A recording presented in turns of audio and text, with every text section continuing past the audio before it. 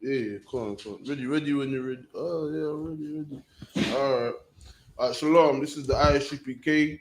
under command John YAHANNA. Started out of 1 West 125th Street, Harlem, New York. The I.S.U.P.K. is not affiliated with any other group, you understand?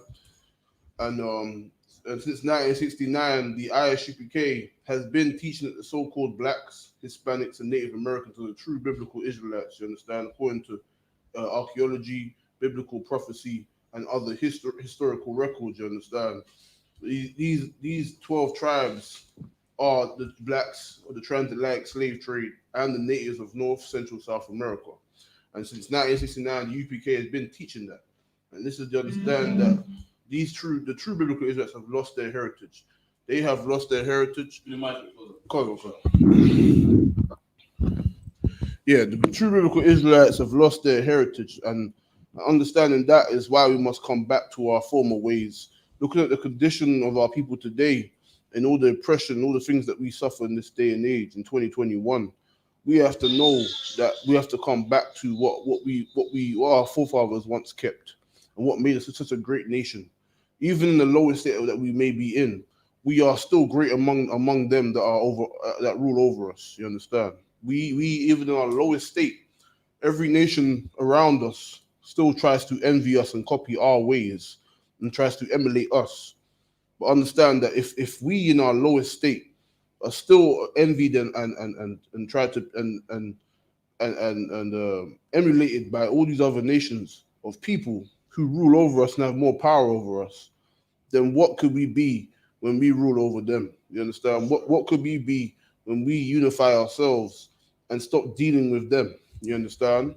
What could we be when we start to show our compassion, our love to our people and none else? You understand? That's the reality that we must come to.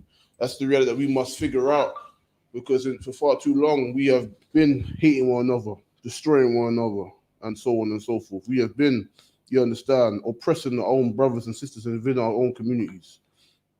You understand?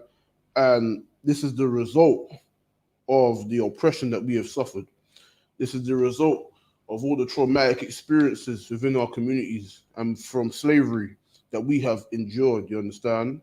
And through this understanding who we are now and the mere fact that we're still here as a people, we must comprehend that we can do better, you understand? There is a place where we can come back to. There is hope for our people yet. Even in the midst of all that we've endured, in the midst of all that we are still here. And so that means that we can still better ourselves and rebuild what was broken, you understand? So Salaka, if you give me Nehemiah chapter 8 and verse 8, Baba Kishar, because in this day and age we got all these different religions, Christian pastors, Muslim mosques, fake Israelite groups, all these different religions out here, and predominantly a result of what slavery has brought, you understand? For example, Christianity is a slave doctrine. It's a religion that was enforced upon us as a people to break us down and make us weak and make us easily controlled.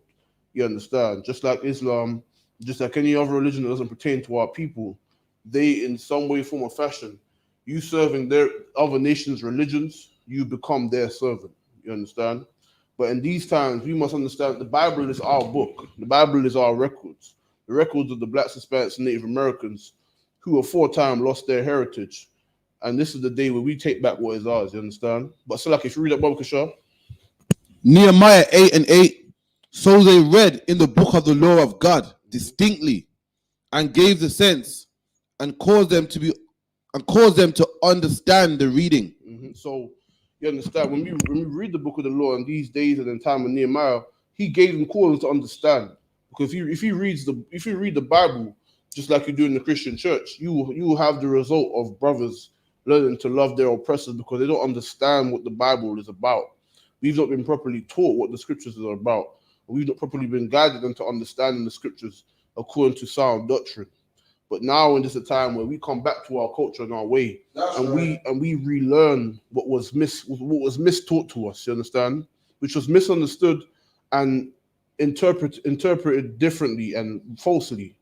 And so that's the result of the Christian pastors being able to promote have a system or an environment that thrives on people who claim to love God but live like devils. You understand? Live like they're oppressors. You understand? And that's only by the lack of understanding that was given to those Christian pastors and to our people from our enemies.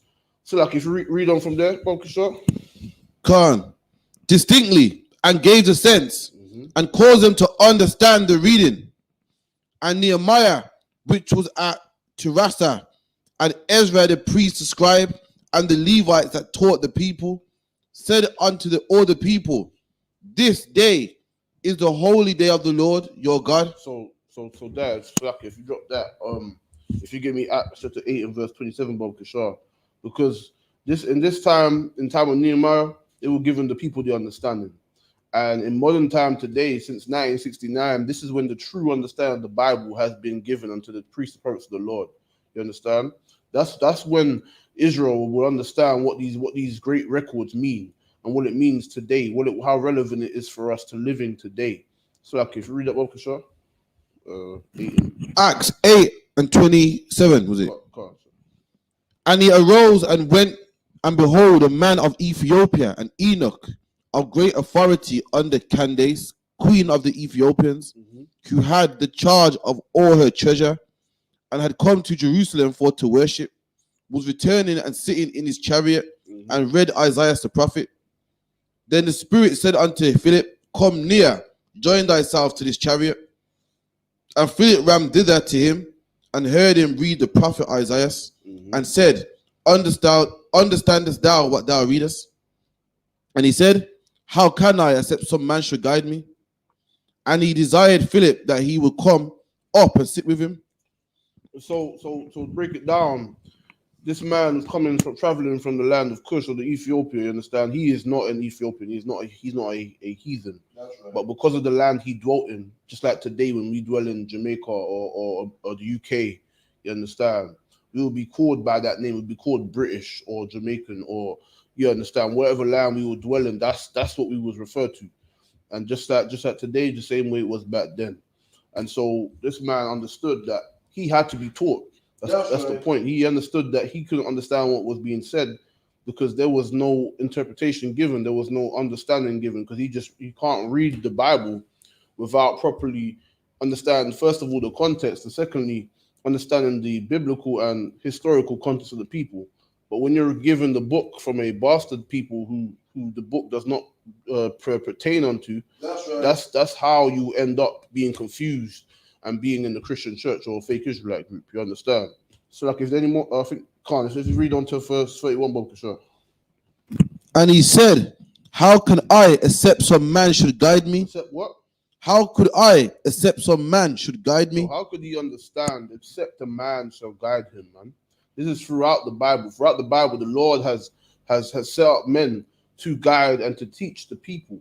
You know what I mean? And that's how you're going to understand who and you will understand who those men are when you analyze their works, when you analyze what goes on around you. You understand?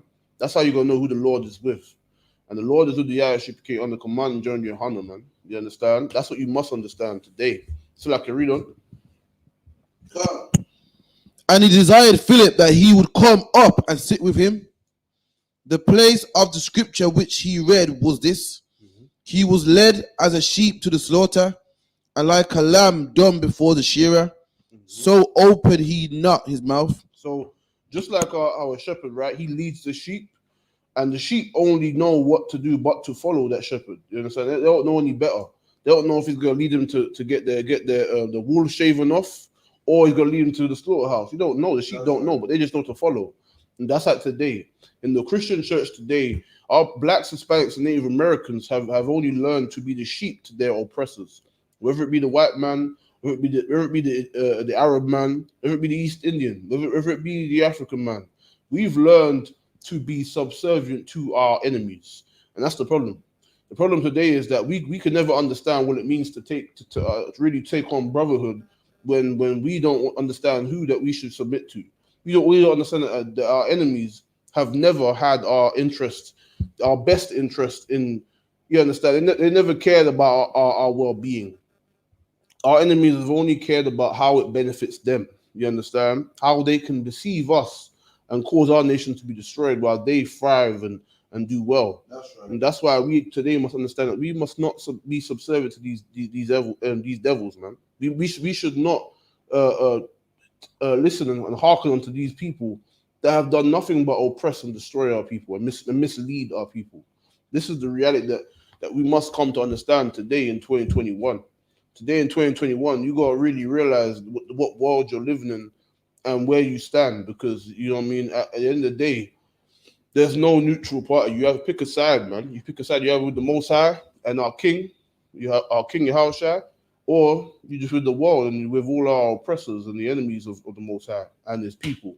There's a side you have to pick. But Salaki, if you get me Isaiah 28 and verse 9, Baba Kasha.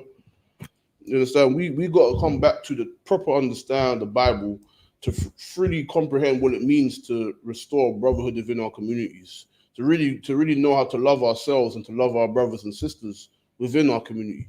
And the Bible gives us the guidelines on all these things. But the problem is that the Bible has been taught with false doctrine. The Bible has been taught with vile heresies, multiple heresies, That's right. which have caused much confusion within us. And when we think about the Bible, we think about loving everybody and being a damn hippie, but that's not what the Bible's about. That's right. You understand? So like if you could 28 and verse 9, Balkashah. Isaiah 28 and 9. Whom shall he teach knowledge? And whom shall he make to understand doctrine? Mm-hmm. Them that are weaned from the milk and drawn from the breast. So them that are weaned from the milk, you understand, and drawn from the breast.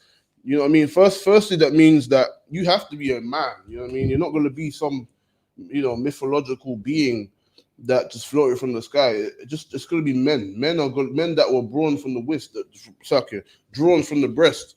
You know what I mean? As a child, when they're born, they receive their mother's milk. These are men. You understand? If you come in here, you want to serve the Most High, you have to learn how to follow men, follow righteous men, and you have to understand how to differentiate a righteous man from a regular man that just wants to get what he wants and forsakes his people, like in the Christian church. This is the understanding. And also, he would have to be taught, you understand? Not only would he have to receive physical milk, but he would actually have to receive the milk of the scriptures, the milk of understanding, that he would come up being taught properly from the young age onwards, you understand? There's levels to how you're taught and where you come up. That's right. So, okay, if you read on.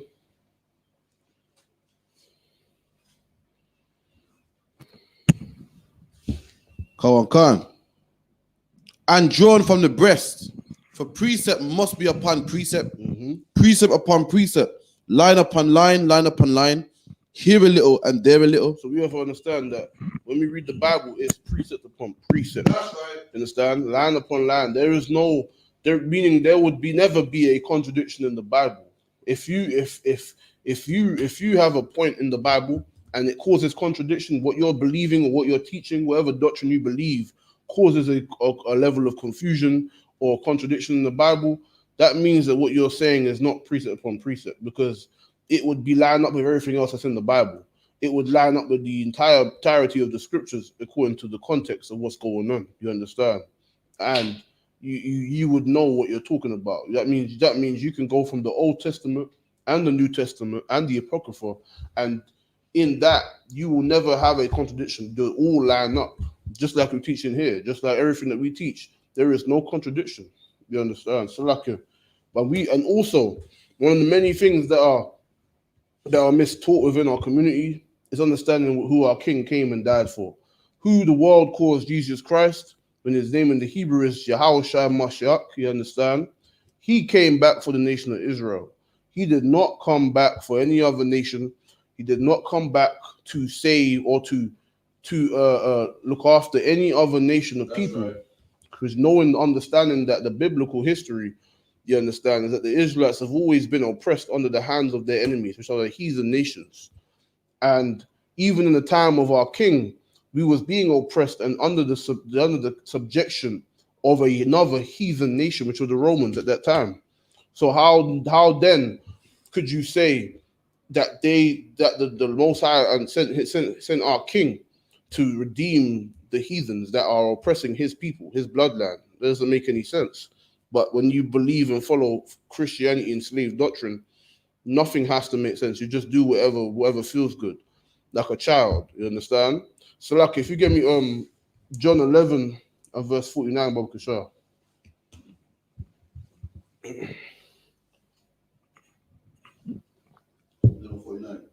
Go on. If you get me that, because you understand, we gotta understand what our King did, man. Our King, it was the embodiment of brotherhood. Our King taught us how to keep brotherhood and how to keep it one West. You understand? He taught us what it is, what it means to serve the Most High. So, like, John 11:49, and one of them named Caiaphas, being the high priest that same year, said unto them, Ye know nothing at all, nor consider that it is expedient for us that one man should die for the people, that the whole nation perish not. And this spake he not of himself, but being high priest that year, he promised that Jesus should die for that nation. So that our King would die for that nation being those Jews, those Israelites who knew they were Israel, those Israelites who lived according to the law, was brought up in the law and were native to Jerusalem. You understand? But not for them only. So not only those who call themselves Jews and grew up under the teachings of the scribes and Pharisees, not only them, but Slakia.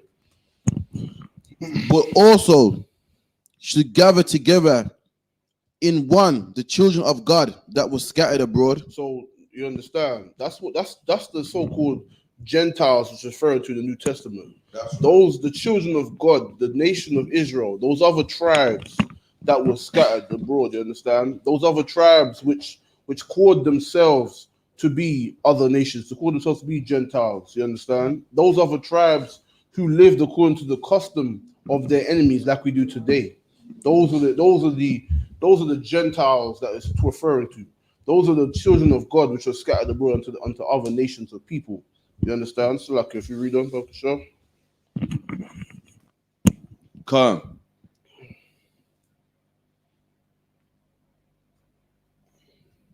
Was it 18? 11 and 48, I think. Did you read the 49? 49 and 40, 50, I think. Come. Nor consider that it is expedient for us that one man should die for the people, that the whole nation perish not. And this he spake not of himself, but being high priest that year, he prophesied that Yahushua should die for that nation, and not for that nation only, but that also he should gather together in one the children of God that was scattered abroad. Then from that day forth, they took counsel together to put him to death. So they took counsel because the scribes and the Pharisees and the religious leaders of that day, you understand, just like the Christian church and the Muslims and the blacks of the Muslims and the blacks of the Christian church today, they are the major religious leaders today. And understanding that's how it was back then. The scribes and Pharisees were those men who are on TV, who were prancing about and getting all the money, and everyone calls them men of God. But these men are truly wicked, and they don't serve the Most High, they serve their oppressor. Just like back then. You understand? The Romans, which were our captives, who occupied the land of Jerusalem and had a major empire, as everyone knows in history, they had an occupation over our people. Just like today, you know what I mean? We're ruled over by another nation of people. That's right. And just like that, you understand, we have people who are put up in very high seats in government and in media, and they're given their money's worth to sell out and be weak and be that example to teach our people to be simple like that. You understand? And just like we see that today, the same thing back then. And those men saw that, you know, the people were being more drawn to the teachings of our King, because he wasn't trying to sell out and be weak and followed after the Romans and be soft. You understand? He was teaching the sound doctrine, and people understood that, and they saw him as a threat. They saw him uniting the nation of Israel as a threat. They saw him taking our young men and women and turning them from being slaves to being free men and women that can serve the Most High properly. That's right. That's what he did, and they still were afraid of that. They were afraid of that, just like today when they see the I.S.U.P.K. They're afraid of that. They're afraid of black men and women who want to stand for something of it called integrity, rather than being weak like them and just conforming to the kingdom that we live in. And they wanted to kill him, man. You understand? Just like the Muslims killed Abu Bivens, you understand? Same way, just same way, man. And this is always gonna be, because there's many traitors among our nation. That's right. You understand? But understand this, like if you get me James chapter 1 and verse 1, Bob Kashar, because it's another precept to go with that, because you know what I mean, our king came back for Israel, man. He came back for the children of Israel that were scattered abroad and those who knew they were Israel. You understand? He brought the nation together, because it was, if you know biblical history, just like any book, you can't read it from the end and think you understand the whole thing. It's impossible. You have to read the context and the history from the beginning throughout. You understand? And if you did understand that, and you have read the Bible to understand that, you would know that in the Kings, that's when the division of Israel came about. That's when the southern kingdom and northern kingdom was divided.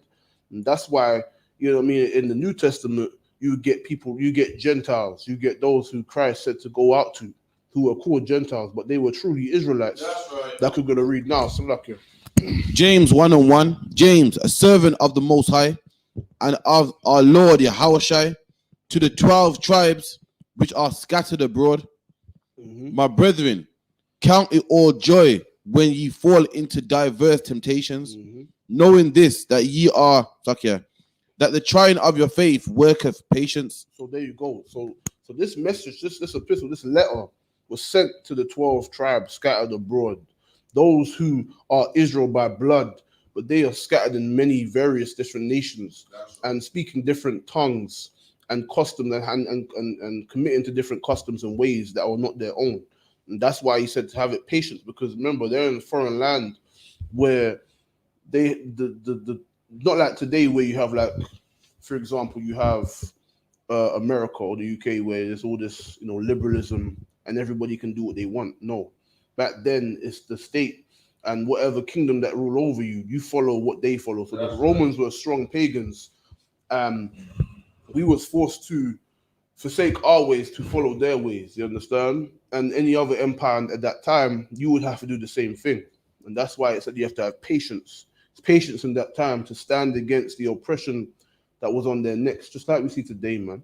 You understand? It is not as broad or as blunt as back then, but we can see it. Our people are still dying in these streets. People are still suffering at the hands of our oppressors, just like then. You understand? So, like, if you give me John chapter 7 and verse 35, Bob Kishar. We have to understand, we have to come back to the true understanding of this Bible and understand who our king truly came for and who he did not come for. Because this is there's a lot of lies and misconceptions about the Bible and a lot of fairy tale BS that is not in the Bible and that was given to us by the hands of our oppressors. Just a quick side note as well. It's looking into the date and time we're in to understand that, you know, you have big grown men and women who talk and claim to know about history and their people and all the rest of it, but yet they still follow the religions of their oppressors. It's a slave mindset, and it's a fearish and weak mindset to still follow at the hands of the teachings of your enemies who have never known the Most High and never will. You understand? It is time that we take back integrity and we follow the Most High as is written. You understand? So like it. John 7:35. Then said the Jews among themselves, whither will he go, that we will not find him?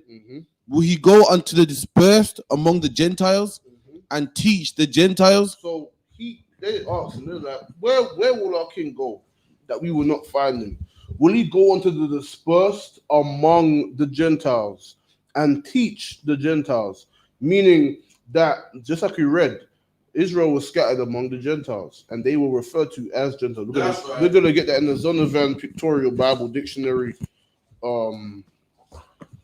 Gentiles. So like, if you could, yeah, no, it's still strong. Can't afford this. No, I ain't going. Cause the Donovan Pictorial Bible Dictionary, man. Historians who haven't got a biased opinion of the Bible. They're just historians who've studied the Bible. You understand? They've studied the things that are written in the Bible, and they've done their own historical research to coincide that into the modern day. You understand? Meaning that this proves further that the Bible is not a fairy tale book. It is a book of history, historical fact, because they have historians who have backed up what is written in there. You understand? So he said the dispersed to teach the dispersed among the Gentiles to teach the Gentiles. You understand? So to understand that is to understand what the context of the word Gentiles is in the Bible dictionary, because these are the historians. They're not gonna pick sides. You know what I mean? Come on, sir. Just Hellenist, I think it is. Come on, sir.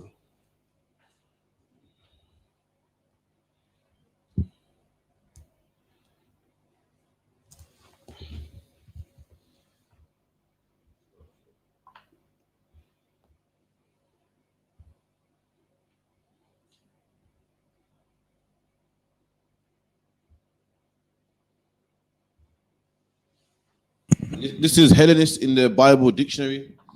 Hellenists, non-Greeks who spoke Greek, a term used especially of Jews who made Greek their tongue. So they stuck. If read that again, Jews that did what? Made Greek their tongue. So that's what a Hellenist is, man. A Hellenist is those what you refer to as Gentiles. That's what it was, man. That's right. You understand? They were just Israelites who took the language of the lands they lived in. Specifically talking here is talking about Greeks, you understand?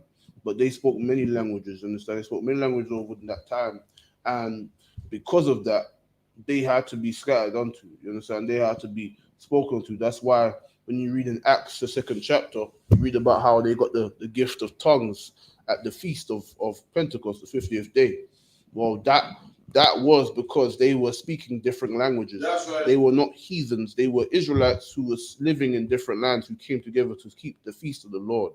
Just like today, you understand? So, Laka, if you give me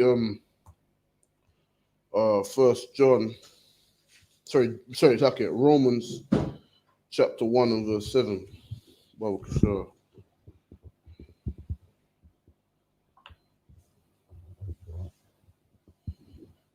Romans 1 and 7.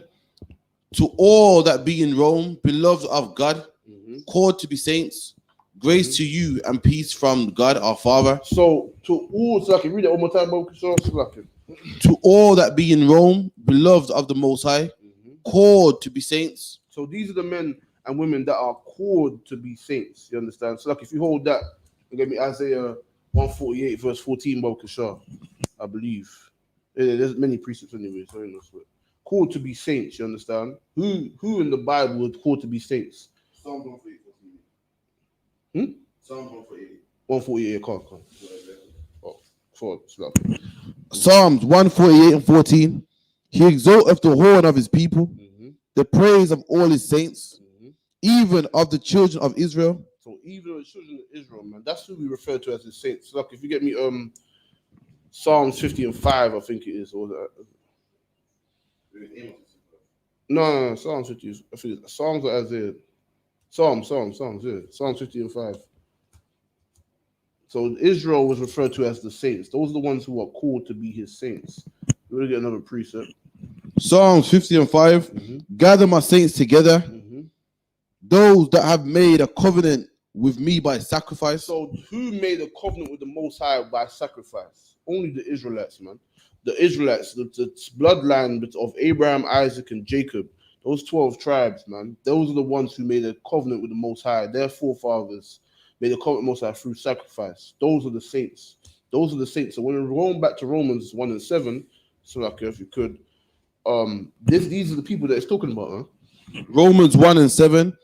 To all that be in Rome, beloved of the Most High, called to be saints. So these are the beloved. Not only are they the saints, so we understand that according to the Bible, according to precepts, that the saints are Israelites. That's right. That's all they are. It's just Israelites. That's what another name, another title that Israel was given, to be saints that serve the Most High.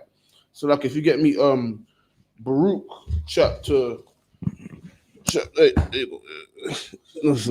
Baruch Baruch chapter 3 and verse 38, Bokashah. And so let's get the beloved, because who's beloved of the Most High? So not only we have to break down who the saints, but I understand who is the beloved of the Most High. This is who this letter was written. This is who this letter was Romans, people that was in Rome, the Israelites was in Rome at that time, who called themselves Roman. This is what they had to be. This is how to write that the letter, so only they can understand. So look. Baruch 3:36. He have found out all the way of knowledge, and have given it unto Jacob, his servant, and to Israel, his beloved. And to what? And to Israel, his beloved. So Israel are the beloved of the Most High. That's right. You understand? The Israelites are the saints of the Most High. There's no heathen that can run around talking about they're teaching the Bible when they talk about their saints. No. The Israelites, the children of Israel, man. The blacks, Hispanics, Native Americans, not the people in Israel today who are culture bandits and who come from the Khazarian Empire. They're not them. They are not the children of God. People that wear the little top hats and the twirls on their head, that they're not Israelites, man. They didn't go through what is written in this Bible.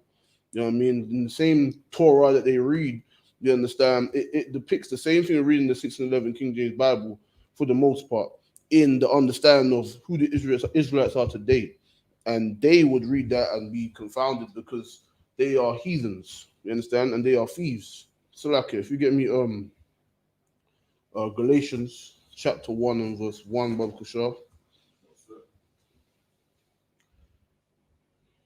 And so we'll understand today that not only do we have to be retaught the Bible according to the sound doctrine that our King came and died for, but we have to understand who our King came for and who he bestowed the teachings of brotherhood onto. Who is he being an example to when Christ was embodying brotherhood? And our King Yahushua Mashiach was embodying brotherhood, in which we're supposed to keep in these times of oppression. Galatians 1:1. Paul, an apostle, not of men, neither by man, but by Yahushua, and the Most High, the Father, who raised him from the dead, and all the brethren which are with me, unto the churches of Galatia. Grace be to you and peace from the Most High, the Father, and from our Lord Yahushua Christ, who gave himself for our sins, that we might deliver us from the present evil world according to the will of the Most High and of our Father. So understand that this is, you understand, Paul, right? And he said that his brethren, all him that are around him in those churches, man, that's who our King came for, basically. You understand? That's who he came for, and that's who he bestowed grace unto. But let me get you a precept, because this is another precept, Romans chapter 9 and verse 4, because this is where Paul specifies who his brethren are, who his brothers are according to the flesh. That's who he's talking about in Galatians 1:1. That's who Christ came for, man. You understand? Oh no, sir. You understand? That's who Paul came for. And just like you read in Galatians 1:1, his brethren, the brothers around him in those churches, you understand? Or those gatherings of Israelites, which is what that means, you understand? Those people, that's who Christ came for. That's where that grace was given unto. So like Romans 9:4. Who are Israelites, to whom pertain the adoption and the glory and the covenants. If you give me verse 1, my bad. I say the truth, in Christ I lie not. My conscience also beareth me witness in the Holy Spirit that I have great heaviness and continual sorrow in my heart. For I could wish that myself were accursed from Christ, for my brethren, my kinsmen, according to the flesh. So he wished that he could die for his people, his brothers, his kinsmen, just like our King did. You understand? That's what he said. He said he wishes he could be accursed from Christ, just like how Christ died for his people. He said he wished it could be him. You understand? And to his brothers according to the flesh. So like I read on. Who are Israelites? So his brothers according to the flesh are Israelites. You understand? So like I read on. To whom pertaineth the adoption Mhm. and the glory Mhm. and the covenants Mhm. and the giving of the law And the giving of the Lord, the covenant, the Old and New Testament. Read on. and the service of God Mhm. and the, Go sorry, ahead. and the promises, Mhm. whose are the fathers, and of whom, as concerning the flesh, Christ came. So that's who he came from, man. According to the flesh, concerning the flesh, to those people who that pertains to, for those people that was promised the covenants and the law and all these things. That's who Paul was talking about in Galatians 1:1. That's right. That's who he's talking about here in Romans. His brothers, his people, his kinsmen, Israelites. You understand? He's not talking about his friendly neighborhood white man. He ain't talking about his Arab friend. He ain't talking about Kojo over there from Gambia or whatever. You understand? He ain't talking about that. He's talking about his brothers, those Israelites who the whole world sees and hates, but yet they still envy. Just like today, the same way today, you understand? The people that the whole world can oppress, but at the same time still try to copy and emulate in everything they do. You understand? That's mad. That's crazy. The same people that everyone hates, yet and still they still want to oppress us. Sorry, so like the same people that everyone hates, they want to envy us and be just like us. It's insane, but that's the reality of the world we live in because we are those chosen people. You understand? And that's who our king came for. So lucky if you give me Colossians chapter 1 and verse 1, Bible to show. You understand? We have to break down and understand that throughout this Bible, we're gonna understand that it's all about Israel. It's all about how we came up and how we are today and where we stand on this in these last days.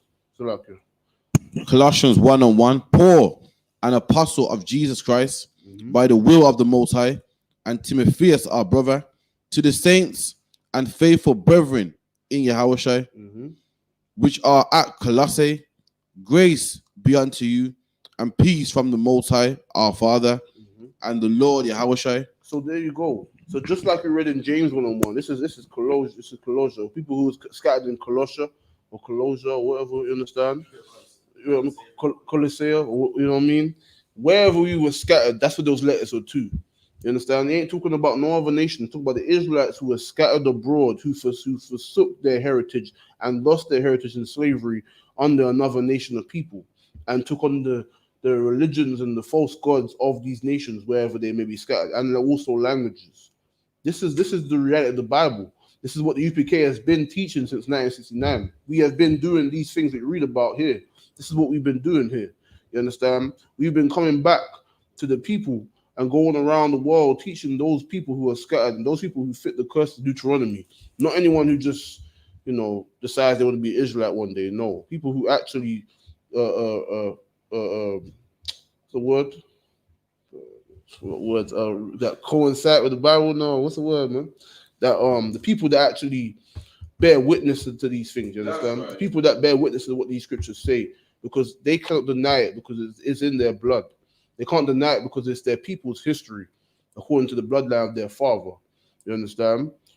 And so knowing that, for those people, those blacks in the transatlantic slave trade, those who are scattered abroad under another nation's hand and brought into slavery and lost their name and heritage and language, and now speak another tongue. You understand? And are still wanting and in need and under the feet of the people that hate them. Those are Israelites. Those natives of North Central South America who suffered at the hands of the Caucasian and other nations of people, just like we did. Those are the Israelites, man, and no other nation, because no other nation can bear witness to all these things which are written other than that nation. No other people can. Even those people that want to claim as Israelites in Africa or in Jerusalem now or in Ethiopia, none of them people can coincide what happened in the Bible. None of the people can actually claim that history because it only happened to one nation of people, which are the blacks, Hispanics, and Native Americans. Not no African, not no Caucasian man from the Khazarian Empire. No, only Israelites, those descendants of slaves who truly fit the curse of Deuteronomy. Those are the Israelites, man. That's right. All that other nonsense is just another form of Christianity, trying to love your enemies, man, and just being weak. But Salakia, um, but yeah, moving on now to understand our king came for Israel, man. Let's move forward into how Israel should treat one another and deal with one another. So look, if you get me 1 John chapter 3 verse 18, Baba Kushar.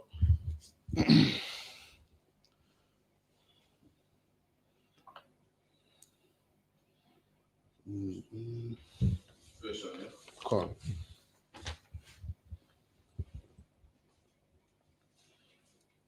That's like if you get 3:18 here. Come. 1 John 3:18.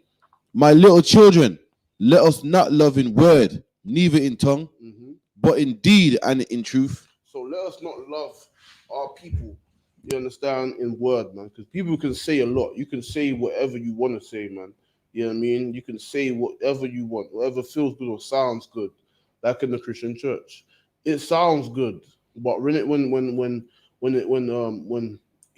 when things are about to go down, it's about your actions.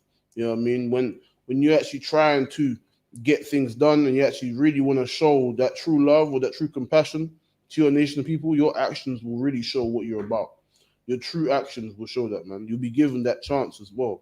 There's always a chance for you to reveal yourself into who you are, and only through your deeds can that be proven. So I can read on.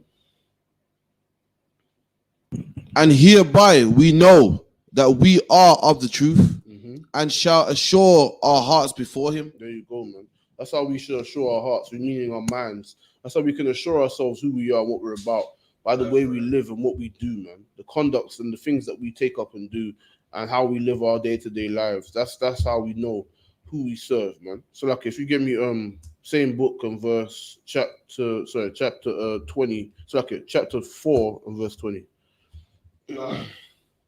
1 John 4:20. If a man say I love the Most High and hateth his brother, he is a liar.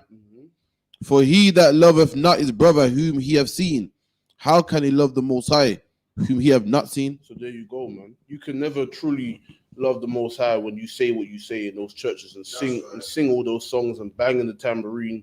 That don't mean nothing, man. When you can't love the blacks, Hispanics, and Native Americans are around about you, you know what I mean, in a sincere way, how can you, who doesn't even love them in your actions and your life and your deeds, how can you then say that you love the Most High when, you know what I mean, to love the Most High is to keep his laws and his commandments. Well, another part of those laws and commandments is to treat your brothers and sisters accordingly, you know what I mean, right, and to serve them in how you live and how you think. Well, you cannot, it's impossible to love the Most High if you can't take up the action of loving your brothers and sisters and your people, but you would choose to sell out and be weak, you know what I mean? That's impossible. That's what the Bible says. So like, if you read on. And this commandment have we from him, that he who loveth the Most High love his brother also. There you go. You understand? If you truly love the Most High power, you know what I mean, and our King, and you truly want to serve him, then you will be in the UPK. That's the only place where blacks, Hispanics, Native Americans will receive that sincere love and correction that will get them through and truly make them be perfect as the scriptures commanded us to be. You know what I mean? So like, if you get me Luke chapter 12 verse 34. We as a people has fallen astray from what once was, and the only way to come back is to truly relearn and to be retaught the things that we've lost, to be retaught the things that was taken from us, and the history that has been so-called lost by the hands of our enemies that we choose to love in these Christian churches. So like, if you read on Luke 12:34. For where your treasure is, there will your heart be also. So there you go, man. Where your treasure is, that's where your heart will be. Whatever your true desire is in this world, that's where you will be at. That's what you'll be dealing with. That's right. That's where you spend the most of your time and your most effort in. You know what I mean? No matter where you be in the earth, the priority in your life would be this truth and your people and the Most High, all in one. But if your priorities is not that, you know what I mean, your priorities other things, vain things, then you know what I mean, it's gonna show what your priorities are and what you're about. You know what I mean, regardless of what you may say or what you may think, it's irrelevant. Your actions will show, and whatever your true treasure on this earth is, that's what you'll be looking for, man. You'll be looking for any way to receive that. when you should be looking for a way to receive the glory of the Most High, and you should be looking for a way to truly help and be sincere in the work of the Lord for your people. That's the way we should be. You know what I mean? That's where our true efforts and our true loyalty should lie. No matter where we go, no matter what slave we have or whatever the case may be, our true loyalty should lie in this truth, regardless. So I can read on. Let your loins be girded about with your lights burning, and ye yourselves like unto men that wait for their Lord. So that's it, man. We have to remain zealous and strong and allow the laws of the Most High to shine through our actions and our deeds. Let our light shine, man, as the scriptures say. That's what we should be doing. That's what we should be striving to do. To showing our brothers and sisters there is another way. There's a way that we can live and work in this world and maneuver. But yet and still, we do not have to compromise and be soft and weak as all those rich and powerful religious leaders are today. They are soft and pathetic and sellouts. And there is another way, man. There's a way a black man can actually have some respect. There's a black man where a black man can come from a destroyed lifestyle and yet still claim some glory, which is rightfully his according to blood. You know what I mean? Our glory and our righteousness and our integrity is what we should stand on, and that should keep us going. You know what I mean? The fact that we will not trim our ways and follow after the vileness of this world, and we should only stand with our own. That will get us through, man. We should stand strong in that till the bitter end, until our King returns, man, and destroys our enemies. So like, if you get me, what would you call it? James chapter 2 and verse 14. You know what I mean? We need to come back to what is ours, man, and take what is ours. You know what I mean? And that's the only way we can do it, is when we truly sincerely work, you know what I mean, in this work, and we truly make this our priority. Everything we do is to better this work. You know what I mean? Everything we do is to make this work in the head in charge of all things, man. We should make sure that whatever type of slave we go for, whatever type of education we try to get, it is only for the embetterment of yourself, so that you could embetter and improve upon the work of the Lord and add to the work of the Lord, so you can bring something to the table when it comes to serving the Most High, and you can actually help to push forth that work. You know what I mean? And bring forth some fruit rather than shame. You know what I mean? So like, if you read that, Bokasha. James 2 and 14, Bokasha. James 2 and 14. What doth it profit, my brethren, though a man say he have faith and have no works? Can faith save him? If a brother or sister be naked and destitute of daily food, and one of you say unto them, depart in peace, be ye warm and filled, notwithstanding ye give them not those things which are needed for the body, what does it profit? So understanding this, right? What does it profit for you to speak all these things, man? Just like we can't, you know what I mean? You can't say this enough. You know what I mean? The Christian church is the best example of this, the best example of how not to be. You got all this noise and all this money and wealth stolen from your community and wrongly given to you, being false and unholy. And then in the same breath, you know, you want to be singing and jumping around, acting a damn fool, and then, you know, singing all these words and these vibes of foolishness. But yet everything that you do, everything that you put your work towards is to serve your enemies and to be soft and weak and not to serve the Most High. It's only to serve yourself. When these things are vain, man, when you speak of the Lord and you speak of the work of the Lord, you speak of the Most High and you speak of God, you speak about your people, but yet all that is just about your words and you, not about your actions, not about what is actually being done, not about your lifestyle. But then it is all in vain, man. So like, if you read that bit again. 14.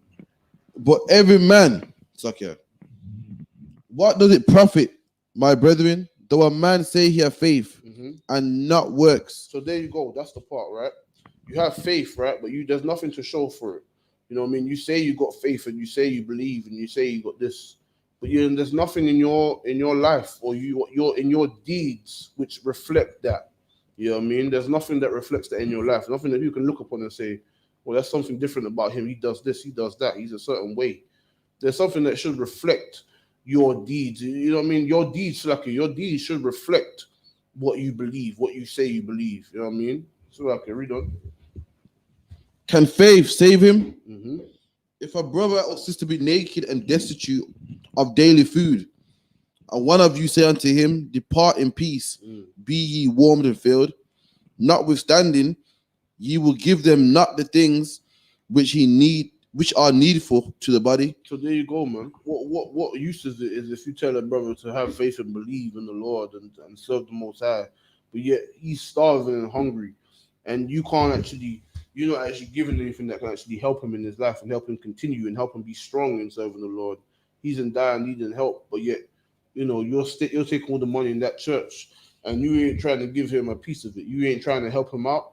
You ain't helping nobody, man. You're just helping yourself. That's right. That is the Christian church by definition. There's Christian church all over the Black and Hispanic community, but yet we have many hungry children. We have many hungry young men and women that are in our communities that are suffering. You understand? And that is because the Christian church is not of the Lord. The Christian church is of your oppressor to keep you down and weak and simplified in your slave mindset. But and if need be, make you go hungry. But this is the truth about the matter. Is that's why the school has food drives, that we can actually help brothers and sisters. That we actually have that if brothers actually, sincerely want help. Wolf? No, London. Yeah, can't. You understand? And there are brothers and sisters that can receive that help physically because that's sincerity of the Lord, you know what I mean, to help those brothers and sisters. You know what I'm saying? And that's the thing.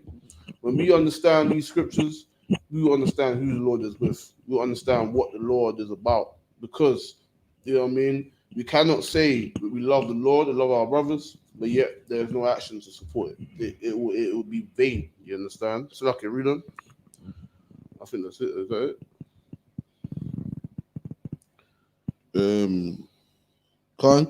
Verse 17, even so faith, if you have not works, is dead, being alone. So there you go, man.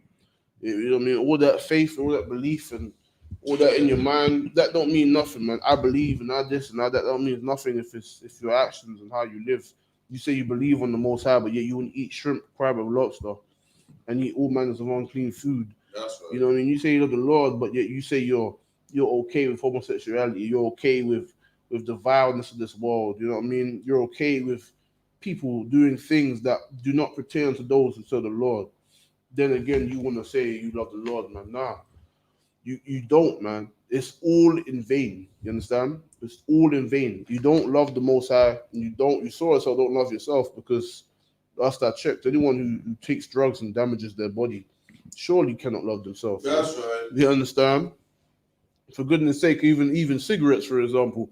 Cigarettes is the best example because on the box it tells you what it does to your body, and you still take it. That's Meaning right. you want to die, you want to be damaged, you want to feel that slow and painful death. Surely that's what you must want.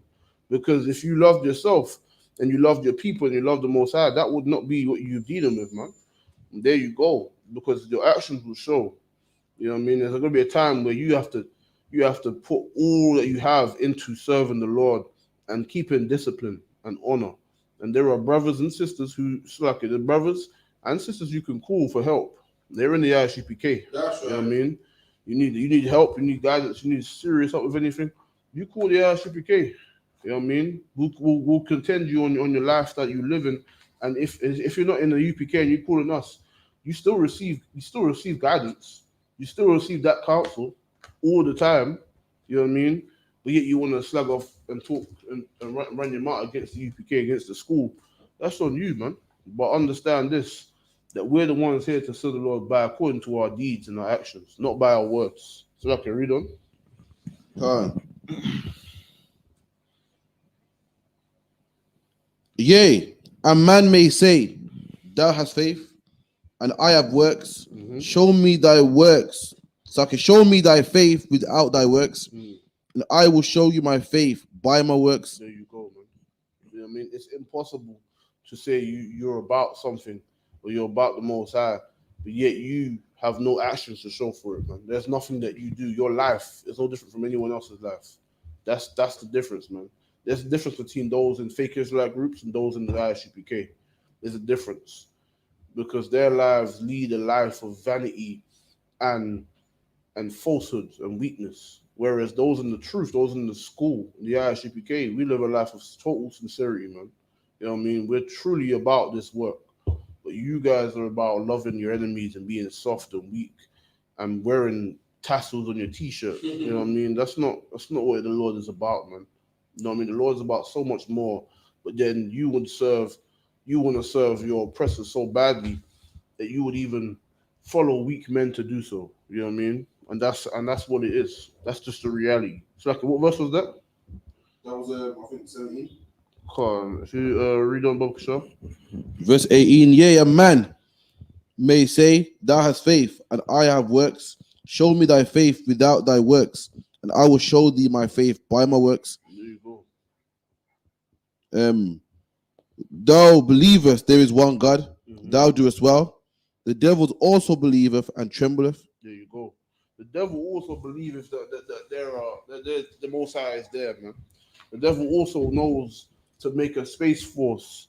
You know what I mean? To also make a space force to try to stand against our King when he returns, man. They also believe this, but then that don't mean nothing. I don't mean they're sincerely about it. They just have a safekeep because they know to be fit, to be scared and to be in fear. That's right. But we that serve the Lord, we should not have any fear, man. We should understand the sincerity of serving the Lord because it is just the right thing to do. That's right. It is just what we were made to do. You understand? So like, was it verse 18? Come on, verse 20 now. Come on. But wilt thou know, O vain man, that faith without works is dead? Was not Abraham our father justified by works when he offered Isaac upon the altar? Seest thou how faith wrought with his works, and by works was faith made perfect? So there you go, man. Even our forefather Abraham, he proved his works when he was willing to slay his own son for the service of the Lord. And obviously it was a test, but it was to prove that he would do anything, he would follow any order, because he would be as righteous as physically possible. And that's what we must be. To truly be righteous like as we should be, we should do as the Lord has commanded us to do and live how he has commanded us to live and not commit to any vain and unclean acts that would defile us, man. We should only pursue the brotherhood and pursue the strength that should be given unto our brothers and sisters, that we should be there for them, man. You understand? Salakia, if you get me 1 Corinthians chapter 13 and verse 3, Balkashar. 1 Corinthians 13 and 3.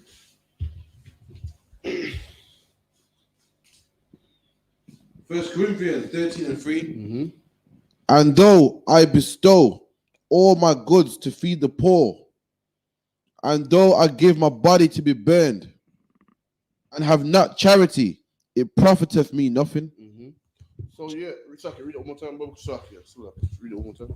And though I bestow all my goods to feed the poor, and though I give my body to be burned, and have not charity, it profiteth me nothing. So there's a time where you can give all your things to the poor. You can feed the poor and clothe the hungry.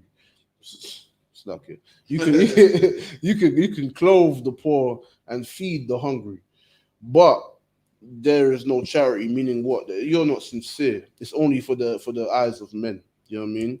If you do all those things, and yet your spirit is like, oh look here, take this, do that, whatever, just because of the sake, or just going through the motions. You know what I mean? You should be doing it sincerely because this is what in your heart, this is what you should be doing. This is the right thing to do. This is because you sincerely want that brother or that sister to elevate themselves and to come up and do something better.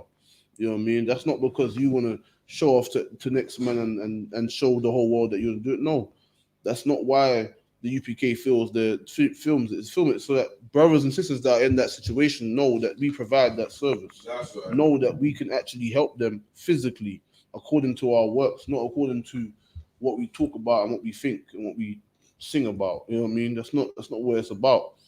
That's why, you know what I mean, the world must know that the I.S.U.P.K is the home of the truth. Because this is the place where you will receive that help if you are consistent in yourself, you know what I mean? In your appearance in classes and your communication with brothers in school. That's how you will get help, man. That's how you will be. Because anybody can call up a school and demand help and take. Many people do. They try to. You know what I mean? That's the reality. That's why you gotta be sincere and we gotta see through your works at least to know that you are really about, you know what I mean, you sincerely need help and aid. Well, this is what it's about here too. You gotta be sincere in giving too. You can't just give, so like it. But then you're only giving for the sake of it. You're not giving because you wanna, you know what I mean? You're not giving because you sincerely want to do what is right. You know what I mean? Nah, we should be have charity in all things that we do. So like read on. Son, charity suffereth long and is kind. Mm-hmm. Charity envieth not. Mm-hmm. Charity vaunteth not itself. Right. So we have to be selfless. We have to be wanting not ourselves. We don't want to give to receive. You don't want to give so that we can receive a something for it, man. Yes, we will receive the kingdom. And yes, when we serve the Lord with sincerity and truth, yes, we'll be given great things. But the reason why we go and help our brothers and do the work of the Lord is not for our own vainness, you know what I'm saying? It's for the service of the Lord. It's for our people. That sincere spirit of wanting to restore our nation and serve the Most High and then gain rulership over the earth. That is all in the same bracket, you know what I mean? But we can't get it twisted and think that we just do it because we want to get this. No, we do it because it's what the Lord commanded us to do. And because we should love our own people. You know what I mean? That's what Christ was saying. Christ died for the nation of Israel. We should have that pride in our nation, in our bloodline, in our culture, in our way. We should have pride in who we are. And in doing so, we should love our brothers, no matter how destroyed they are. That's why you've got to be patient in our charity. It takes patience to have charity, man. Right. With a destroyed people, it takes patience. But just like Kamai and John YAHANNA did, he had patience with his brothers and he stood strong. That's how we must stand strong. You understand? And just how our king did, that's how we've all learned on the earth today, is to be strong through the teachings of our king. You know what I mean? But so like read on Bokisha. Is not puffed up, mm-hmm. does not behave itself unseemly, mm-hmm. seeketh not her own. So there you go. Like I said before, you know what I mean? And that being puffed up as well. You're not gonna be like I did this, I did that, and look at me. Nah, we ain't doing it for that, man. We're doing it for the righteousness' sake, for the show who is righteous and what is righteous, and to give that place of sanctuary for our brothers and sisters, to give that place of hope for our brothers and sisters. That's the only place that's the only way we would ever in any way be puffed up in doing what is right, but not puffed up in the sense of, you know, you don't want to you want to show off and look what I'm doing, look what this, or you know what I mean, I'm doing this, I'm doing that. Nah, we want to show our brothers the way, but we want to show it in a method of strength. You know what I mean? But we don't want to be vain and try to, you know, show off to anybody. Nah, that's not what we're doing it for. You know what I mean? So okay, read on. Does not behave itself unseemly, mm-hmm. seeking not her own, is not easily provoked, mm-hmm. thinking no evil. So there you go, man. Not easily provoked, thinking no evil, man. You're not going to think evil on your brothers and sisters. You know what I mean? You're going to be thinking only to the cause of things, to the latter end, to the greater end. You know what I mean? The greater good of things. Not to think only evil of your brothers and to look down upon them, man. So like, if you drop that and if you get me 1 John chapter 5 and verse 3, bro, sure. Okay.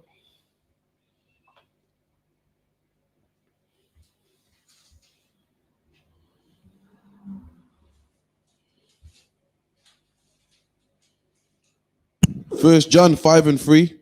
For this is the love of the Most High, that we keep his commandments, and his commandments are not grievous. So this is the love of the Most High, man. That's how we love the Most High, but we keep his commandments, man. When we truly serve him and do as he has commanded us to do and live how he has commanded us to live, that's how we serve him, and that's how we show the Lord love.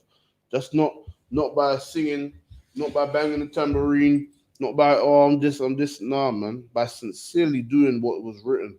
but sincerely committing to the acts of our forefathers in their righteousness. That is the only way. So I can read on from there. Oh. And for this is the love of God that we keep his. For this is the love of God that we keep his commandments, and his commandments are not grievous. Right. You understand? But they're not grievous. They're not hard to do. They're solid and very simple. But our oppressors and the cowards and the traitors of our people, they love to make everything complicated. You understand? They love to complicate things, thinking that to serve God you have to have some retarded sense of weakness and pathetic, weak, no backbone. You know what I mean? Nah, all of that is nonsense, man. It's simple. Do as the Lord says, and you do it sincerely, or you just choose death. It's as simple as that. There's no confusion. There's no nothing. It's not complicated. You know what I mean? But you want to take the Bible and cause confusion and cause contradiction because you're too weak to do what is right. You're too soft to stand for what is strong. You know what I mean? You want to be like everybody else. You know what I mean? But you don't want to stand out and be different. You know what I mean? When you serve the Lord, you got to look different. You're going to go up in certain places and everyone's going to look at you like, what the hell? You know what I mean? They're going to look at you like, okay. You know what I mean? They're going to look at you like, you're not going to blend in. You know what I mean? When you serve the Lord, you're not going to blend in. You're just going to be like, everyone's going to look at you like, what's going on here? But you still be good though. You still be solid because the Lord's with you. But you got to stand out. People got to see something different. You got to stand out, man. You know what I mean? When you're in your priestly apparel, you got to stand out and serve the Lord, man. Salaka, if you get me, wait, I just read that. Salaka. Yeah, if you get me, 1 Corinthians chapter 13 and verse 11 now, Bob Shaw.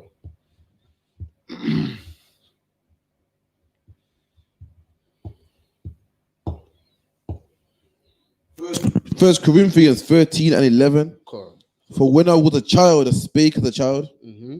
I understood as a child and thought as a child. So this goes back to, coming to the truth and being retaught the Bible. Men shall retaught. Men of understanding, men in the school, properly authorized to do so, have retaught you the Bible, man. And when you was a child, meaning when you was in the world, when you was still new and learning the scripture, still learning the truth, still learning the understanding of things and the priesthood, then you would think you'd have questions that a new person would have. You'd think and do things that new people would do, make mistakes that new people would do, as a child. So I can read on. But when I became a man, I put away childish things. So when we put away childish things, we put away the cigarettes. You know what I mean? When we put away childish things, we put away, you know what I mean, the porn, the homosexuality, the weakness, the no backbone, the loving your oppressor, the no beard, women running their mouth. They put away these childish things. You know what I mean? They put away the childish things which don't pertain to the Lord, and they start to serve the Lord according to what is written. You know what I mean? They put away they do according to what the priests have been commanded to do, and the women do according to the righteous daughters of Sarah. They would do. You know what I mean? Daughters of Zion, but not according to what we see in the world, not according to what you've learned in the world. You understand? Read on. For now, we see through a glass darkly, but then face to face.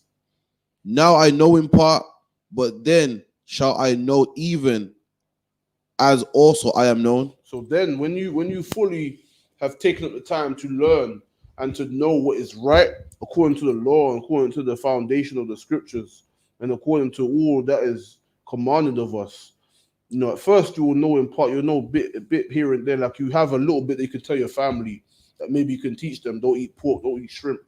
You know what I mean? But over time, you'll be able to know the full picture, and you will know how to break down things and teach other brothers and teach other sisters. You understand?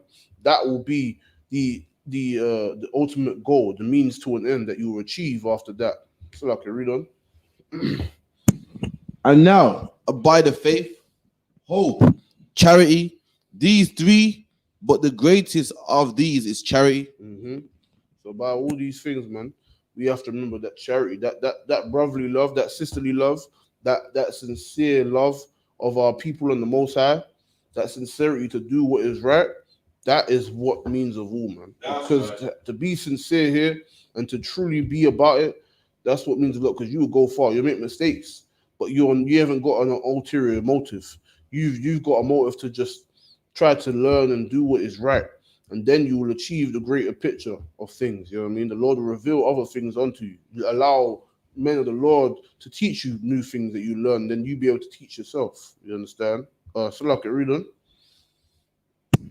Follow after charity and desire spiritual gifts, but rather that ye prophesy. So there you go, man. Prophesy. Do what is right, man.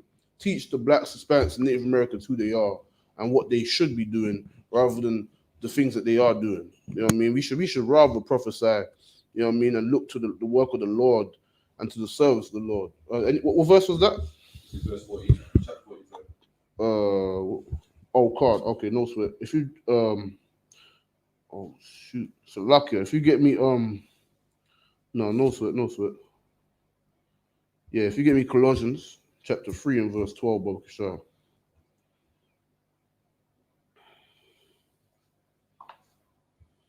Colossians 3 and 12. Put on therefore as the elect of God, holy and beloved, bowels of mercies, kindness, humbleness of mind, meekness, long suffering. So there you go, man. You have to give your compassion and your kindness and your meekness to your people, man. That's right. When you realize and understand the oppression and things that we have gone through and we still are going through by the hands of these devils and these other heathen nations, we must look to ourselves and have compassion, man. We must look to ourselves and give that brotherhood and sisterhood that can only restore a broken nation. That's what we should be doing, man. And in the midst of all that we've enjoyed as a people, we should only look to ourselves, man. Forget the heathen, man. Stop trying to beg friend with them, man. Listen, you go to your slave, you do that, and then you go about your business, man. That's right. All it is. You understand? And in the time of our king, we had sellouts too, man. Just like today. In the time of Christ, those scribes and Pharisees were your Creflo Dollar and your T. Jakes and your Jesse Jackson. And what's the other one? Eddie Long, all of them, man. All of them eat at them, you know what I mean? It's lucky, you know what I mean? All of them people there. Those people, you know what I mean? Those men were about in those times too, man. Those weak men who misled the children of Israel into following the oppressor and his ways and to compromising their ways to seek love from their oppressor. Those men have always been around on the earth and they're here today. But it's up to you, black man. It's up to you, Hispanic man, and Native American man. It's up to you to truly take charge of your house. It's up to you to truly take charge of who you are and what you're dealing with, man, and truly contribute to the work of the Lord and love your people, man, and serve the Most High, rather than continuing the fashion of weakness and destruction that has only befell our people for so long. You know what I mean? That's what it means to have charity, man. The charity is that sincere, true brotherhood and true love that cannot be broken. That true love that, you know, you sincerely only give a damn about your people. You know what I mean? No matter how much they may annoy you, no matter how much things you may get up into, your vessel, your life is solely based on that. You're solely based on you helping and driving with your people, not with anybody else. That's what your true goal is, man. And that's what it should be. In these times of weakness and confusion and uncleanness, this is the time where we should be strongest, man. This is where we should cling together the most, because this is the time where, you know, sons and daughters will be born into a world where, you know, people can choose what gender they're going to be, which makes no damn sense. Children can choose what gender they're going to be. You know what I mean? And they teach all that nonsense and confusion in this world. And they want to put women above men and make women in action movies and make men washing the dishes. You know what I mean? It's disgusting. It's a vile place we live in, and it's upside down. The Israelites on the bottom, the heathens on the top. Everything in this world that is promoted is unclean.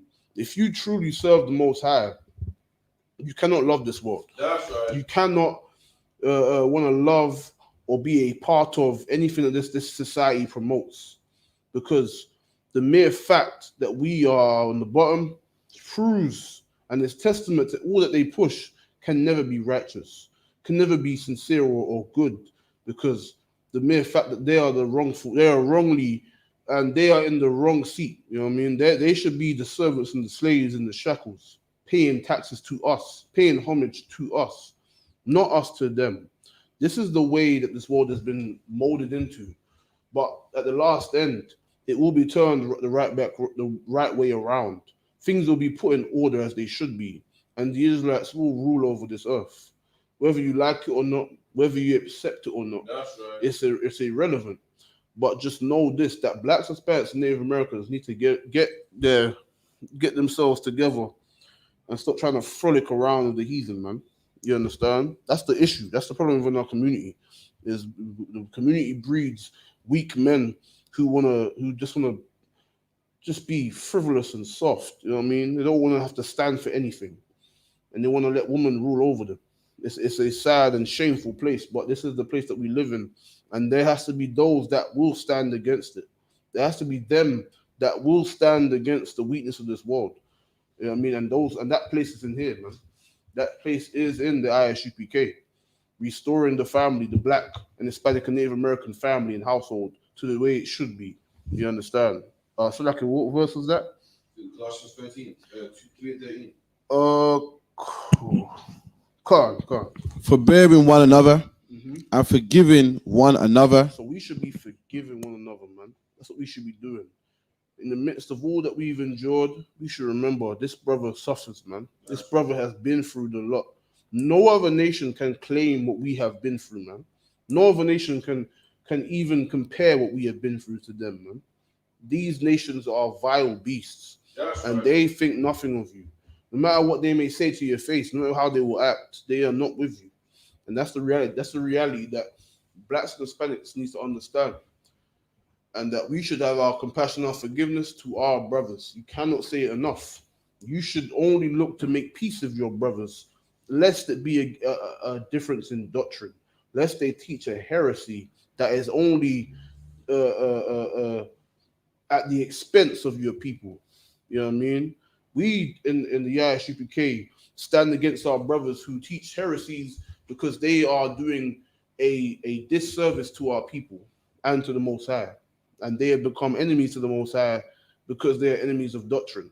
But if those brothers would choose to fall away from their weakness and their pathetic lifestyle and their foolishness, and they choose to come up in the rank and they choose to serve the Lord truly and rightfully and be taught again in the UPK, then there's mercy for them. You understand? That's why our king died. You understand? So those brothers that are weak can now say they are strong because they can now change their ways. But if they persist, the Lord will have their judgment, man. And we in the UPK will still stand strongly against all that is wrong within our community, especially fake Israelite groups. You understand? So like, read on. If any man have a quarrel against any, even as Yahushua forgave you, Mm-hmm. so also do ye. Right. You understand? You forgive your brothers, man. You forgive your brothers and sisters who have done wrongly and will choose to do better, man. You forgive your people. You give your compassion and your love for them, man. You understand? So like, if you drop that, yeah, and you get Matthew 22 and verse 36, Bob Shah.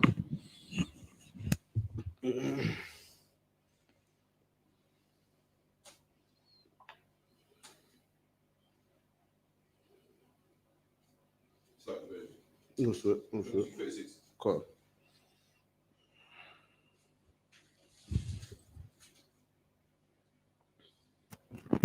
Matthew 22 and 36. Master, which is a great commandment in the law? Mm-hmm. Jehoshua said unto him, Thou shalt love thy Lord thy God with all thy heart, and with all thy soul, and with all thy mind. This is the first and great commandment. And the second is like unto it, Thou shalt love thy neighbor as thyself. So there you go, man.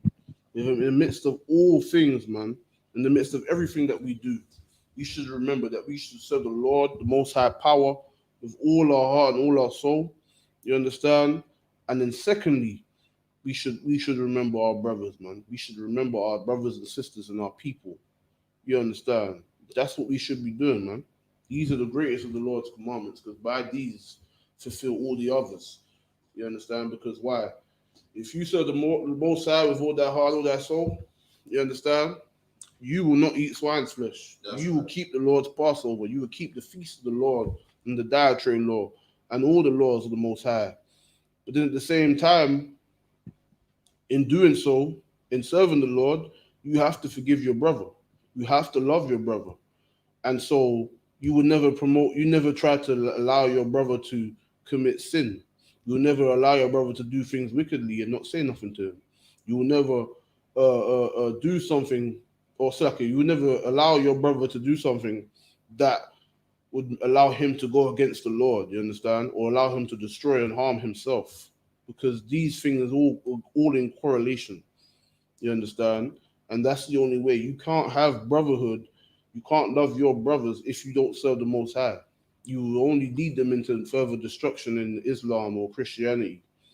And then in doing so, destroying yourself and your brother and your whole people.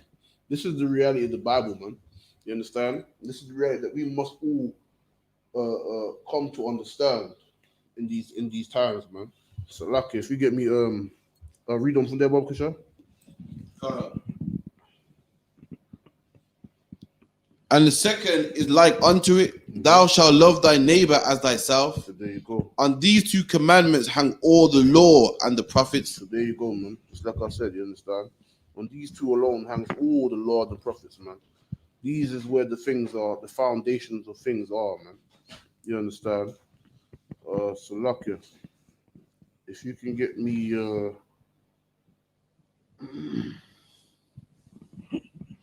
if you can get me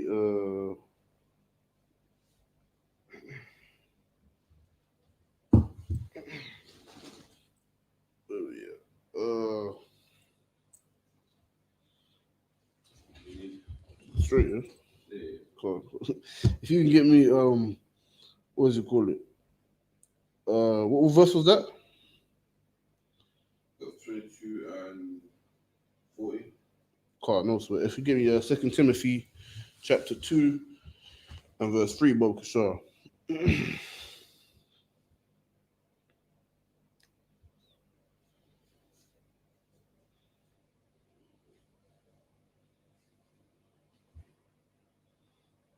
2 Timothy 3 and 2. For men shall be lovers of their own selves, covetous, boasters, proud, blasphemers, disobedient to parents, unthankful, unholy, without natural affection, truce breakers, false accusers, incontinent, fierce, despisers of those which are good, traitors, heady, high-minded, lovers of pleasures more than lovers of God. So there you go, man. All these wicked things and all these wicked attributes is what we see in the Black and Hispanic Native American community today. You know what I mean? Our brothers and sisters have fallen astray greatly. You know what I mean? Greatly from their true culture and their true way. In the midst of all these things, we need to understand the world we live in, man. We need to understand where we should be and where we currently are today. As a body of people, this is where we are, man. We're in a destroyed and self-destructive state. But there is a time where there is a place where we can then restore ourselves, man. Where brothers and sisters come up for all these things and more, and still be restored to that perfect brother or sister. That's right. Who they were born to be. You understand? Who they were born to be and how they were born to truly serve the Lord and truly conduct themselves in this place, man. So what verse was that? Was that verse 3 still? That was verse 5. Okay, no sweat. If you give me 2 Corinthians chapter 13 and verse 3, Bob Kashar. 13 and 3. Okay.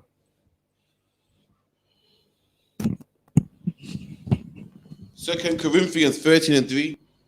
Since ye seek a proof of Yahushua speaking in me, which to you word is not weak, but is mighty in you.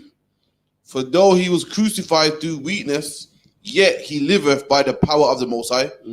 For we also are weak in him, but we shall live with him by the power of God toward you. Right. Read on. Examine yourselves whether ye be in the faith. Mm-hmm. Prove your own selves. Be ye not your own selves.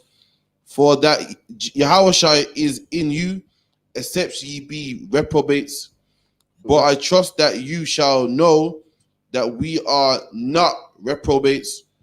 So there you go, man. We must receive that level of correction within ourselves. We must examine how we are and what we're about in our day-to-day lives. We must examine the things that we do and what we commit ourselves to in our day-to-day lives, and truly understand if we are wrong, we must really truly correct ourselves, man, and move forward to receive perfection, man. That's what we must do in each of our individual lives. And if we do that, then we'll be stronger, because each and every one of us will be looking back on ourselves and be like, am I doing this correctly? And if you need assistance, you have brothers beside you, you have sisters beside you, you understand? And that's what you need to do. And this is why we must prove ourselves and not be reprobates, not be in a state and condition where you be like in a fake Israelite group who's committing wickedly and living like a dog, but yet he still calls himself righteous. And we cannot be that. That's a reprobate, man. Reprobates who think they're righteous but yet live a life of wickedness and weakness and mislead and lie to themselves, you understand? And then they end up falling down a hole which they cannot climb out of. And that's what we find with these fake break-off groups, you understand? Because they have chosen the path of weakness and only love themselves. They have not chosen the true sincerity to stand boldly for what the Lord has given us.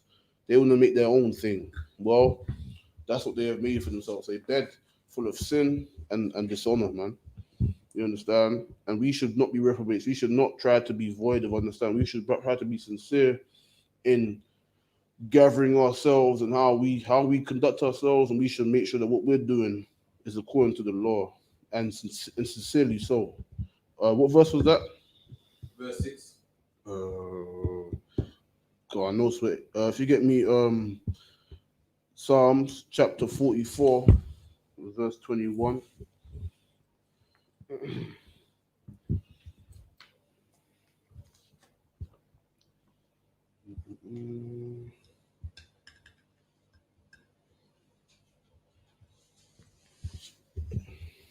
Psalms 44 and 21.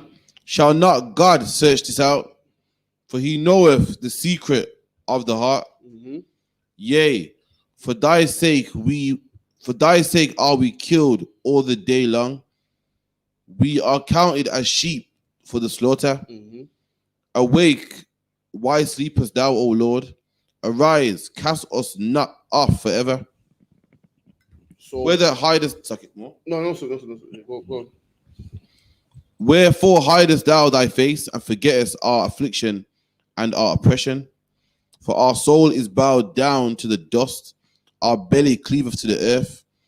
Arise for our help and redeem us for thy mercy's sake. So for all that we keep dying, right? You understand? We should make sure that we are perfect, man. Basically, you understand? We should strive for that mercy that we pray for, like in the Psalms, right? He's praying for the mercy of Israel, right?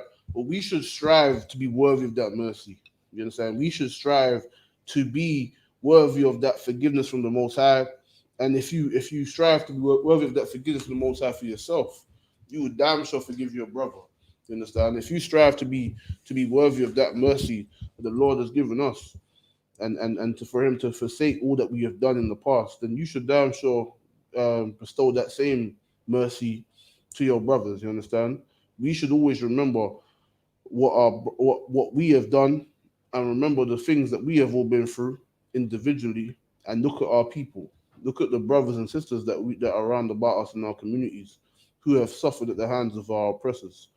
We should remember these things and learn to have compassion on ourselves, man, and to remember that love that we once had for our people. We should remember it, man. In the midst of all that we have done in our lives, we should remember that. So what verse was that? That was verse 5. Psalms what? 44. Or 44 and verse. Last verse 26. Okay, no sweat. If you give me Zephaniah chapter 2, verse 1, Baba Kishore.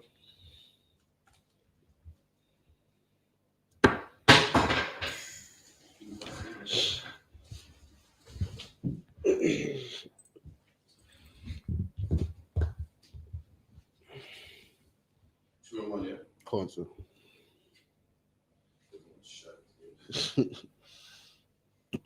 Zephaniah 2 and 1.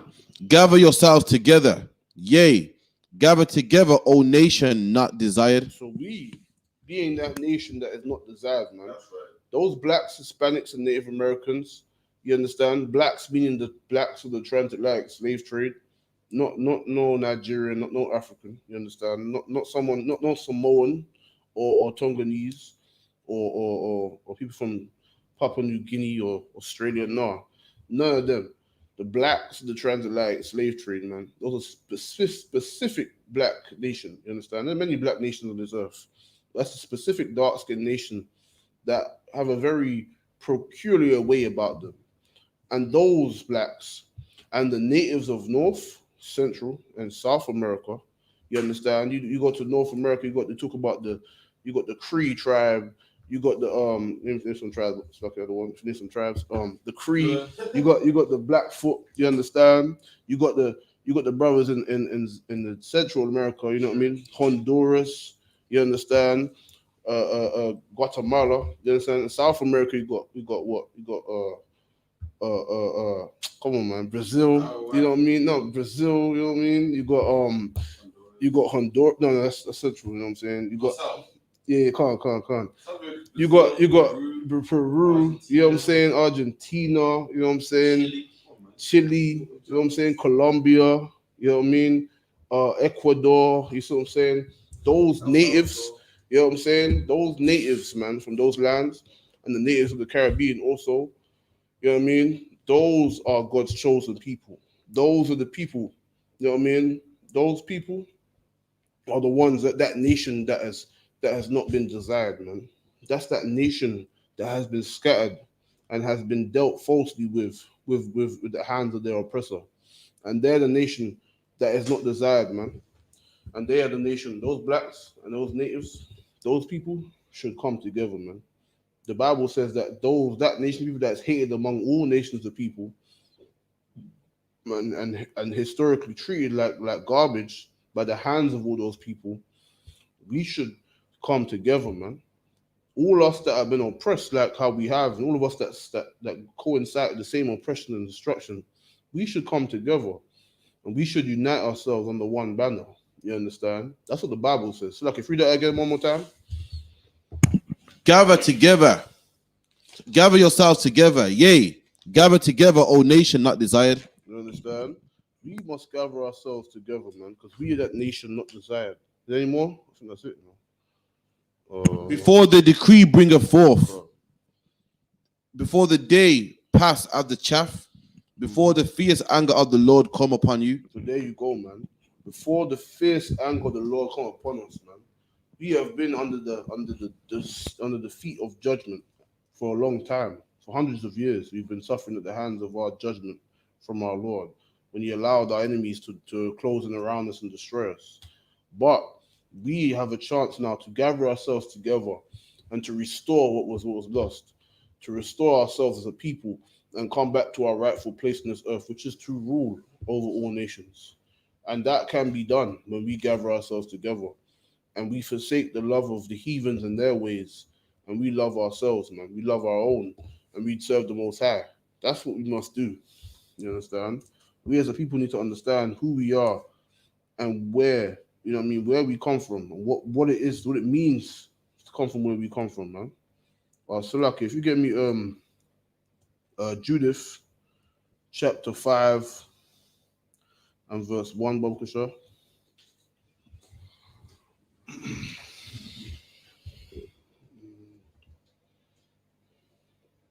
Judith the prophet. Of course, sir.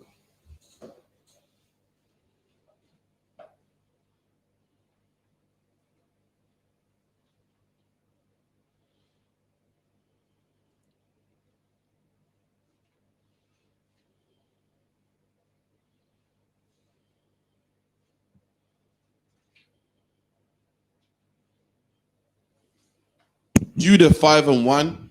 Then was it declared to Holofernes, that the chief captain of the army of Ashur, that the children of Israel had prepared for war, Mm-hmm. and had shut up the passages of the hill country, Mm-hmm. and had fortified all the tops of the high hills, Mm-hmm. and had laid impediments in the champaign countries, Mm-hmm. where So laid impediments, meaning like barriers around the edge of the hills, to fortify ourselves in our position of the high ground, the high hills. So okay, read on, Professor. wherewith he was very angry, and called all the princes of Moab and the captains of Ammon and all the governors of the sea coast. Mm-hmm. And he said unto them, tell me now, ye sons of Canaan, who this people is that dwell in the hill country. So this people that dwell in the hill country and have fortified themselves and have secluded themselves among them their own tribes. You understand? They are strong and without any other culture around them. This is a king. This is a heathen king actually, and he's consulting other nations of heathens that are under his rule or under his empire, and they all these other nations, they pay him homage. So he's going to the leaders of all these other nations and asking them, who is this people? He's seeking counsel from them. So okay, read on. Okay. And what the cities that they inhabit, Mm-hmm. and what is the multitude of their army, and wherein is their power and strength, and what king is set over them, or captain of their army. So basically, he wants information about our peoples, man. He wants information about Israel because it's a nation that does not pay him homage, that does not bend the knee to him. This is a nation who lives on their own, strong and fortified in their deeds. And he's looking for weaknesses. And this is like a council. This is a council of heathen nations coming together. You understand? Like you can read in Psalms 83, when the heathens came together, man, and consulted against us. This is the exact same thing happening here, man. This is what's happening with these heathen nations. They gather together and they consult each other and to see what we can do to destroy Israel, man. And that's what they're doing right here. So, like, read on. And why have they determined not to come and meet me, Mm-hmm. more than all the inhabitants of the west? So there you go. So they have not determined to come and meet this king. You understand? They have not concerned themselves with the heathen. Like how this is how our forefathers were, man. We didn't concern ourselves with other nations. We just did That's our own right. thing, man. And this is how we should be today. This is what we should strive to be.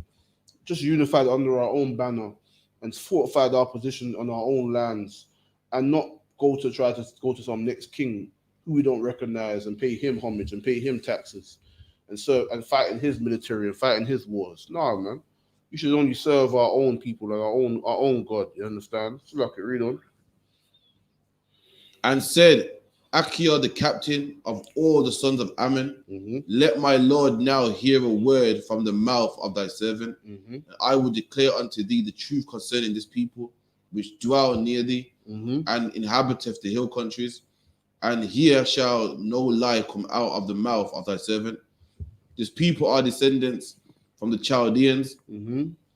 and they sojourned herefore to Mesopotamia, Mm-hmm. because they would not follow the God of their fathers, which were in the land of Chaldea. Mm-hmm. For they left the way of their ancestors and worshipped the God of heaven, Mm-hmm. and the God whom they knew. So they cast them out from the face of their gods, and they fled into Mesopotamia and sojourned there many days. Mm-hmm. Then their God commanded them to depart from that place where they sojourned, and to go into the land of Canaan, where they dwelt, and were increased with gold and silver, and with very much cattle. Mm-hmm. But when a famine covered the land of Canaan, they went down into Egypt and sojourned there, Mm-hmm. while they were nourished and became a great multitude, so that one could not number their nation. Mm-hmm. Therefore, the king of Egypt rose up against them and dwelt subtly with them, and brought them low with laboring in brick, and made them slaves. Mm-hmm. Then they came into the land of their God, and he smote the land of Egypt with the incurable plagues. So just to sum it all up, this is the heathen, one of the kings of Moab or princes of Moab, right? And he's breaking down the Israelites and our history. You understand? And they know our people. They know what we've been through. Just like today, many of these nations and their higher ups, they know who we are. They know we're not just random Africans. They know that. We know we're not Africans. They know all of this because they know deeper is because they have their own historians who know about the children of Israel and who know about us today. They know what befell our people and where we came from when we in 70 AD when we fled into Africa and we dwelt among them and formed our own empires, and then we were subdued by the tribes of Africa and sold to the Caucasian and the Arabs. They know of our history, man, and this is what he's writing down now with all the history of the people. So like if Rudolph. And God dried up the Red Sea before them and brought them into Mount Sinai and Cade Barnes and cast forth all that dwelt in the wilderness. So they dwelt in the land of the Amorites, and they destroyed by their strength all them in Eshban, and passing over Jordan, they possessed the hill country, and they cast forth before them the Canaanite, the Perizzite, the Jebusite, and the Sychemite, and the Girgasite, and they dwelt in the country many days. And whilst they sinned not before their God, they prospered because the God that hateth iniquity was with them. So the Lord was with us, man. He's going into the history of the power that we serve, and knowing that when we are righteous, the Lord was with us, man. And all these nations that we slaughtered in our path that tried to come up against us, they were nothing but vanity because we served the Most High. So like But when they departed from the way which he had appointed them, they were destroyed in many battles, very sore, and were led away captive into the land that was not theirs. So there you go, man. And that's the history of Israel. When we are righteous and we come together in unity, we stand on one accord and under one banner, then the Lord will be with us. But when we are divided and we want to serve other gods and commit iniquity, that's when the Lord will allow our enemies to well, that's when the Lord will deliver us into the hands of our enemies. You understand? Being scattered and captured in slavery and being scattered to various lands under the subjection of many other nations of people. You understand? So like read on. And the temple of their God was cast to the ground, and their cities were taken by their enemies. But now they are returned to their God and are come up from the places where they were scattered and have possessed Jerusalem, where their sanctuary is, and seated in the hill country, for it was desolate. Now therefore, my Lord and Governor, if there be any error in this people, and they sin against their God, let us consider that this shall be their ruin. You understand? So when we, like I said before, you understand, when we stray from the laws of our fathers, and we stray from the unity of our people, that's when, you understand, we'll be delivered into the hands of our enemies. Because we will not be in the true service of the Lord, man. And that's when we'll be most vulnerable. Because the Lord will not defend us. But Salak, if you read on. And let us go up, and we shall overcome them. But if there be no iniquity in their nation, let my Lord now pass by, lest the Lord defend them. So there you go, man. So that's what he said. He said that, you know what, if all your powers and all your empire, if these people, the Israelites, blacks, Hispanics, or Native Americans are righteous and they serve the Most High as they have been, as they should, then you should just pass by, man. Let them alone. You know what I mean? Just move on. Because listen, man, that in that day, your entire empire, your nation, and the nations with you will be destroyed. That's right. You know what I mean? There'll be nothing that you can do to stand against Israel when we are unified and strong and held strong in that fortified position as we once were, and we will one day will be. You understand?